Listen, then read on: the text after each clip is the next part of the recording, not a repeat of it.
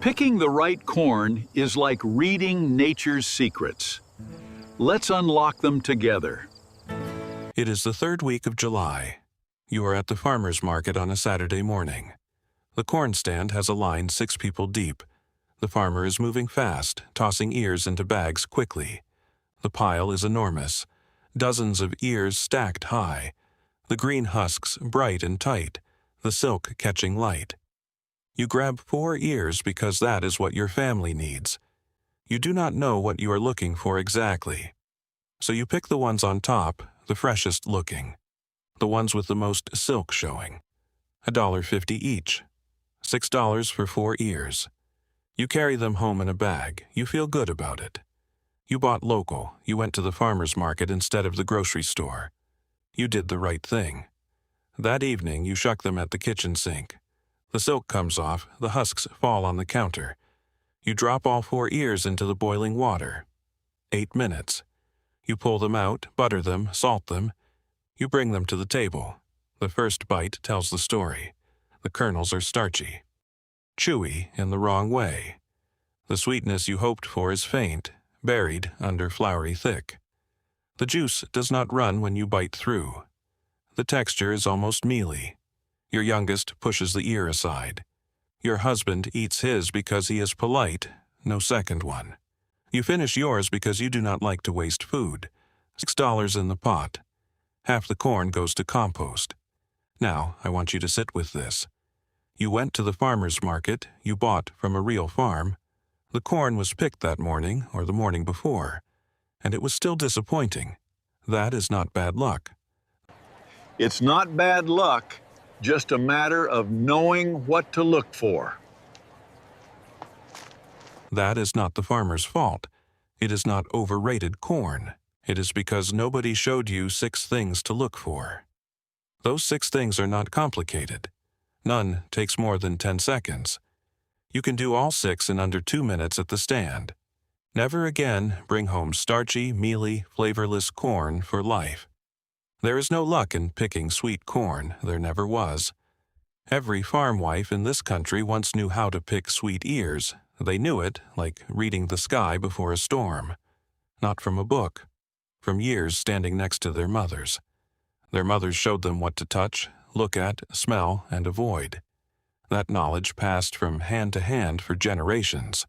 Somewhere in the last 50 years, it stopped being passed down. Between supermarkets rising and kitchen gardens disappearing from homes, now a whole country picks corn like in the grocery store, by color, by size, by what looks prettiest in the pile. They bring home disappointment half the time and never know why. My name is Elias Yoder. I am Amish and I farm in Lancaster County. My family has grown sweet corn on this ground for 4 generations. My wife Esther grew up at the produce stand with her mother and grandmother. Those 2 women could find every sweet ear without pulling back husks. I have watched this my whole married life. It looks like instinct. It is not instinct. It is a set of small, quiet tests. Done quickly and without fuss, reading what the corn tells you. Today, I am going to walk you through all 6 of them. These 6 tests will change your corn picking game forever. The silk, the husk, the tip, the thumbnail test, the weight, and the one thing about timing that the farmer's market does not put on a sign. But that changes everything about the corn you bring home.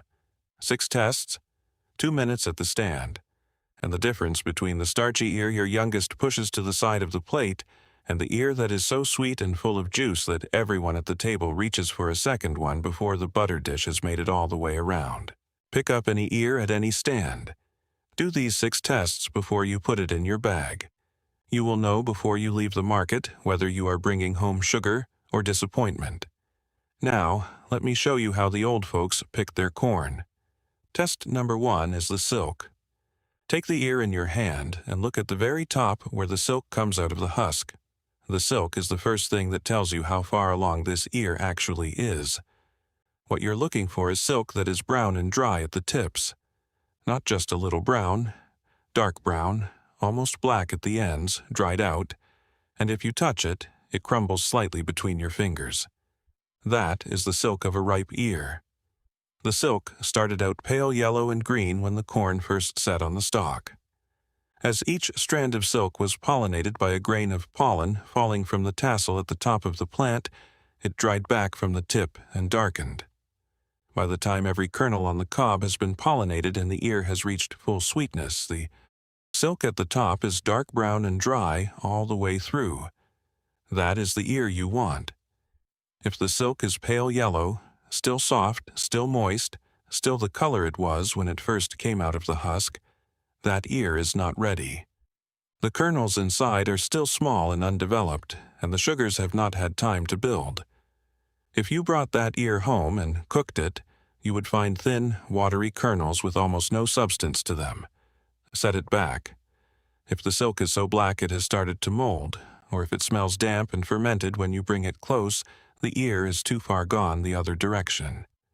The window you are looking for is dark brown, dry, and slightly crisp, not pale, not rotten. That is the silk of an ear at its peak. Most people at the farmer's market look at the silk and want it to look fresh. They reach for the ear with the palest, prettiest silk because it looks like it just came off the stalk that morning. That is the wrong instinct. Fresh-looking silk means the ear is not ready. Dark, dry silk means the ear is finished doing its work and the sugar is where you want it. Dark silk means sweet corn. Simple as that. Remember that, and you will already be ahead of 9 out of 10 people at the stand. Test number 2 is the husk. Feel it before you look at it. Run your hand along the outside of the ear from the base up toward the tip. A ripe ear of corn has a husk that feels tight and firm against the kernels underneath. You can feel the rows of kernels through the husk, evenly spaced, full and round, pressing out against the leaves. The husk should be cool and slightly damp to the touch, not dried out, not limp, not papery. The green should be deep and vivid, not yellowing, not pale. A yellowing husk means the ear has been sitting too long since it was picked, or it was left too long on the stalk past its peak. Either way, the sugars are already converting to starch. That is the ear nobody at the table wants to eat. Now, look at the husk leaves themselves. They should be lying flat and tight against the ear, with no gaps or air pockets underneath. Lift the ear and look at the base where the husk meets the stalk end. The layers should be pressed together neatly. If the husk is loose, if you can feel air between the leaves and the kernels when you press your hand against it, that means the kernels inside have either not filled out fully or have already started to shrink back. An ear that feels loose in its husk is almost never a good ear. Put it back and pick up the next one. One more thing about the husk that most shoppers never check. Look at the cut end at the base of the ear, the end the farmer cut from the stalk.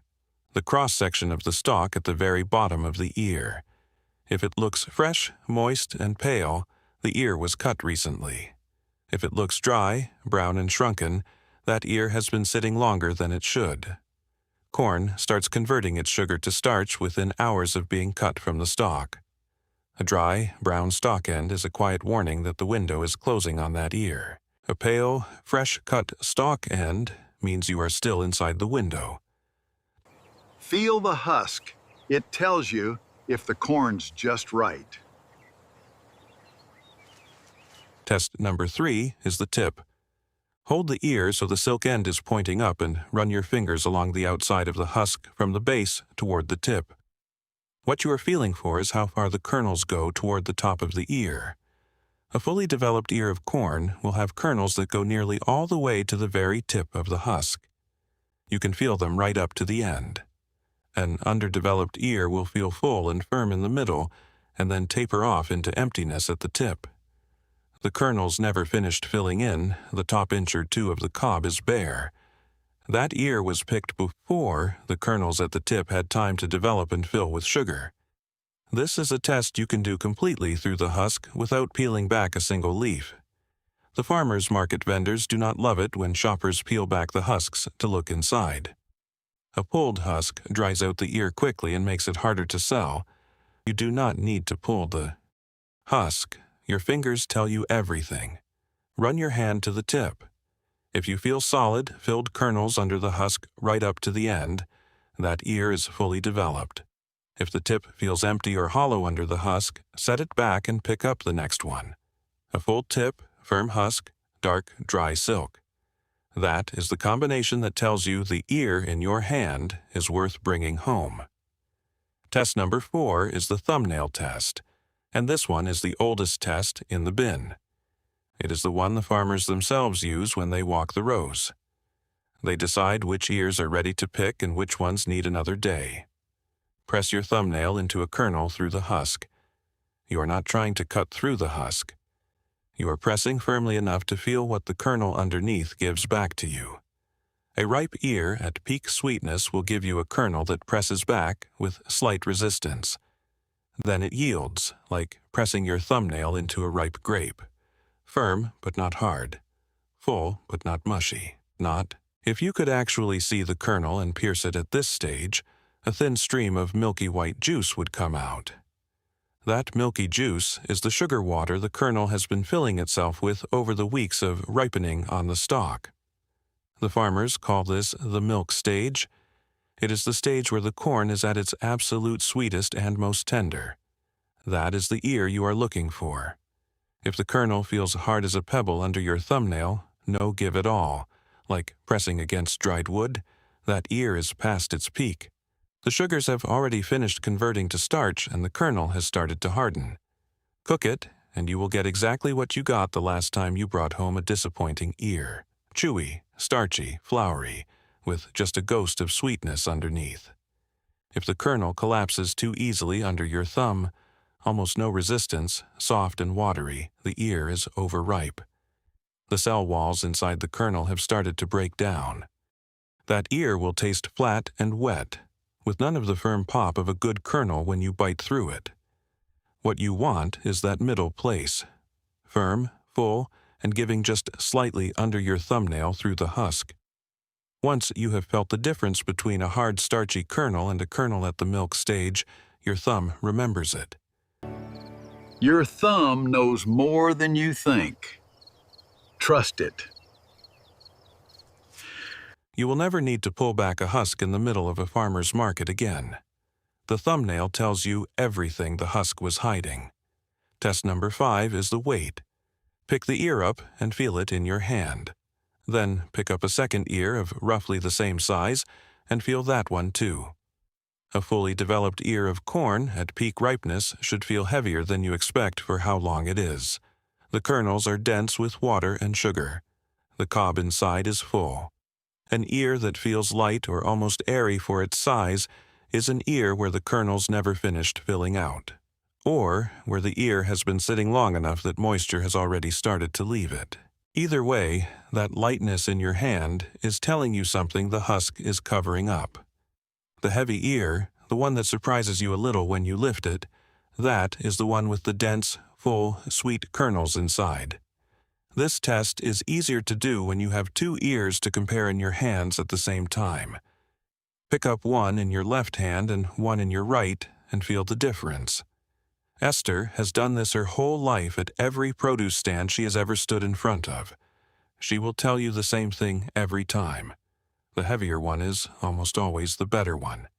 It is not complicated. It is just a thing you feel once, and then your hands know it for the rest of your life.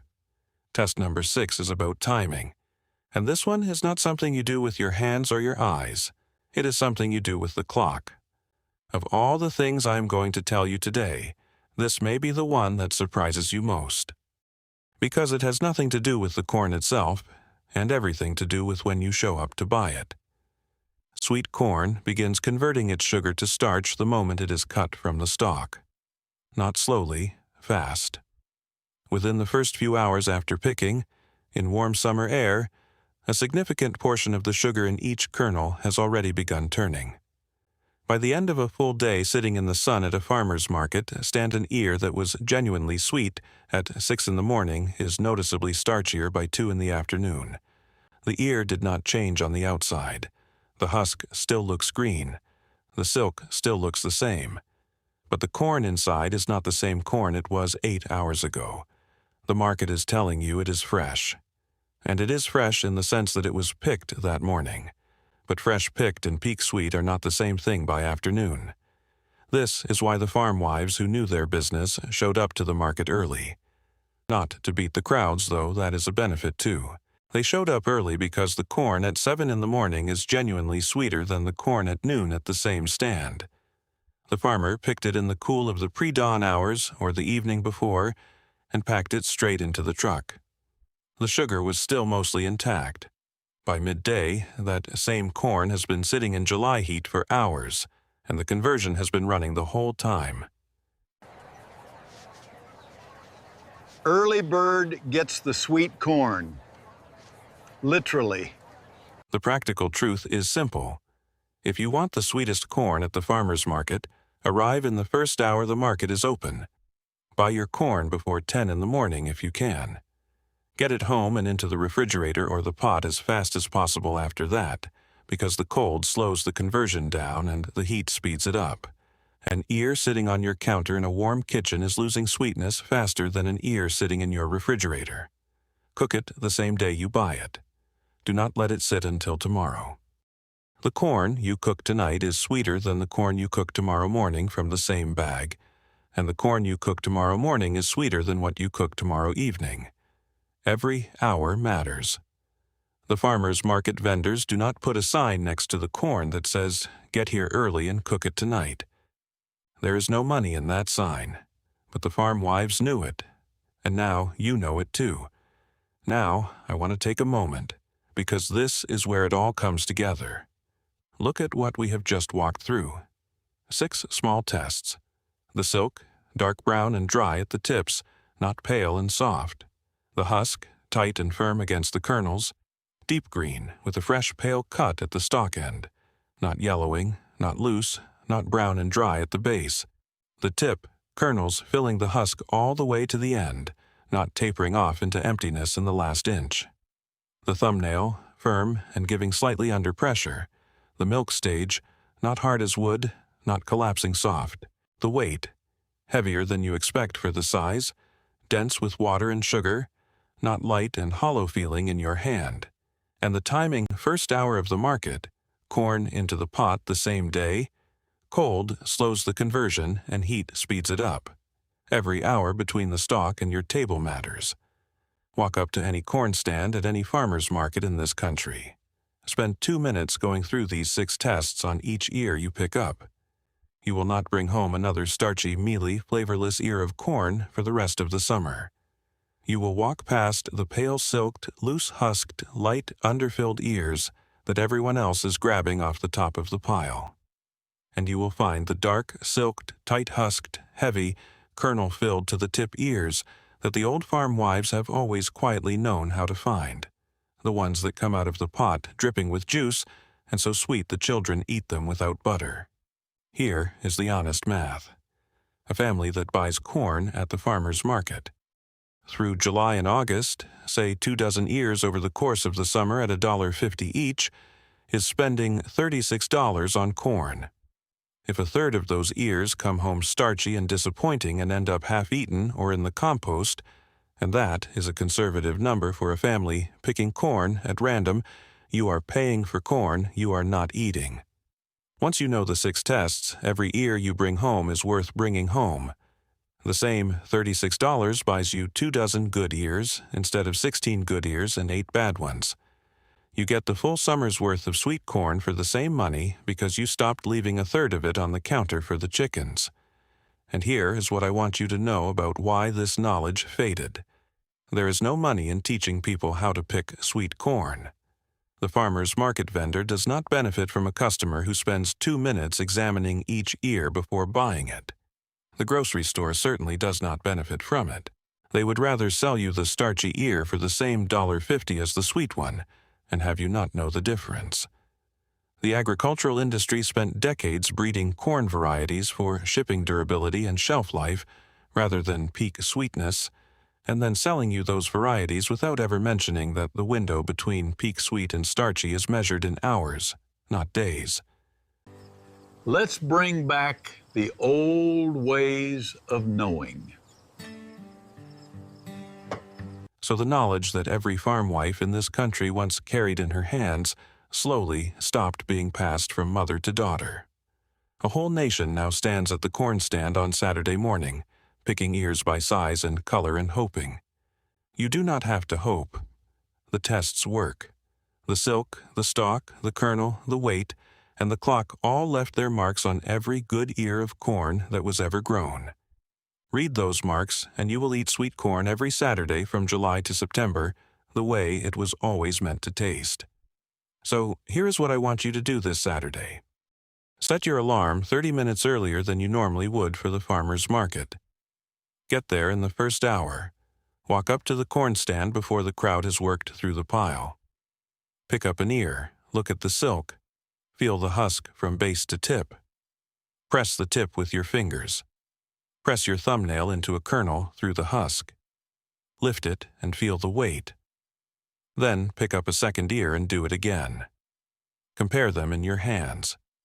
Find the one with the darkest silk, the tightest husk, the freshest stalk end, the kernels that go all the way to the tip, the thumbnail that gives just slightly, and the weight that surprises you.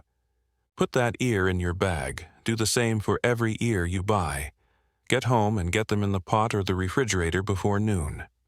That evening, shuck them at the kitchen sink and drop them in the boiling water.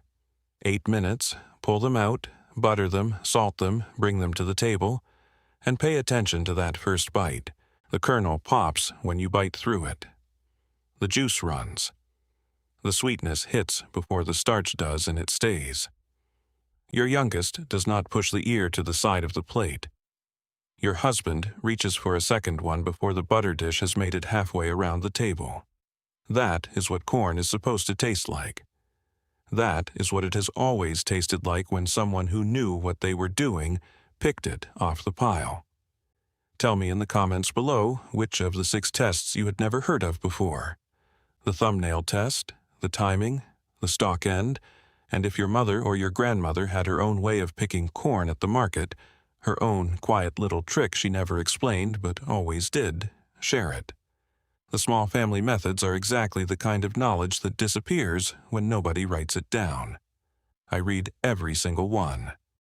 Next time, since we have been speaking of how to read the produce you bring home before you pay for it, I'm going to show you the old way of picking a truly ripe peach at the stand. The color under the blush, the give, the smell at the stem, the small signs that separate the peach that melts in your mouth from the one that sits on your counter for 4 days and never gets any better. It is the natural next step after today. Until then, get to the market early. Feel the weight. Listen to what the silk is telling you. And remember that every good ear of corn that ever came off a stalk in this country left you a set of quiet instructions on how to find it. You just have to know how to read them.